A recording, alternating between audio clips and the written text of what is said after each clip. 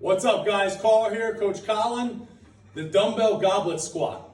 So we're not trying to be controversial. However, if I lined up over my 20 years experience of training general population, athletes, the elderly, everybody, if I lined up 100 people and told them to get into a squat, a back squat, with a barbell on their back and they squatted, 100 people doing that versus 100 people using a dumbbell to squat, a goblet squat, the goblet squat would absolutely be more beneficial and much safer to the average person. So having said that, let's talk about why.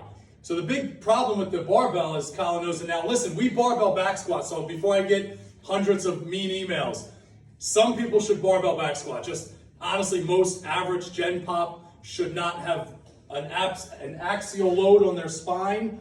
Now they're loaded. Most people don't have the ability to externally rotate enough in the shoulder to even grab the bar. So what people do, Colin and I see it all the time, they create compensation. And where do they do that? They do it in their low backs. So to get more distance and length here, they hyperextend. So now you still have that load on your spine. You're externally rotated. You're already uncomfortable. Now you hyperextend the lumbar, and now you squat. That's a disaster for most people.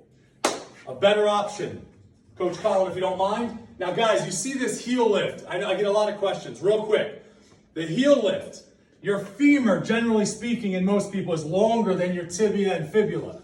So what this does is it adds the ratio to make it more even, allowing for a deeper squat. It's very safe, very healthy. Most people should use one. It also takes away dorsiflexion issues in the ankle. So if you have ankle mobility problems, you don't have a mobility problem with that heel lift. So guys, the best way I think to get this, yes, I could hand it to Coach Colin, but if I'm not here, for whatever reason, he's gonna kind of snap it up to himself carefully.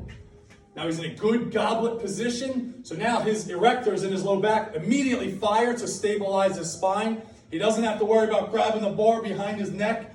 He has a good belly, good tight belly, and now he's just gonna drive his hips down and back. I mean, it's a perfect squat. Perfect squat. This makes a good squatter great and a poor squatter pretty good. So notice, Colin, if you do two more, please. His weight shifts down and back. Don't worry about the knee over the toe. As long as the weight is going back, we like it. And if he's in trouble for some reason, instead of bailing with a bar, he can dump it. He can just throw it. We don't care. We don't care about dumbbells. We care about people. So again, before I get all these hate emails, we barbell back squat. Some people should. Most people should goblet squat. Give it a shot.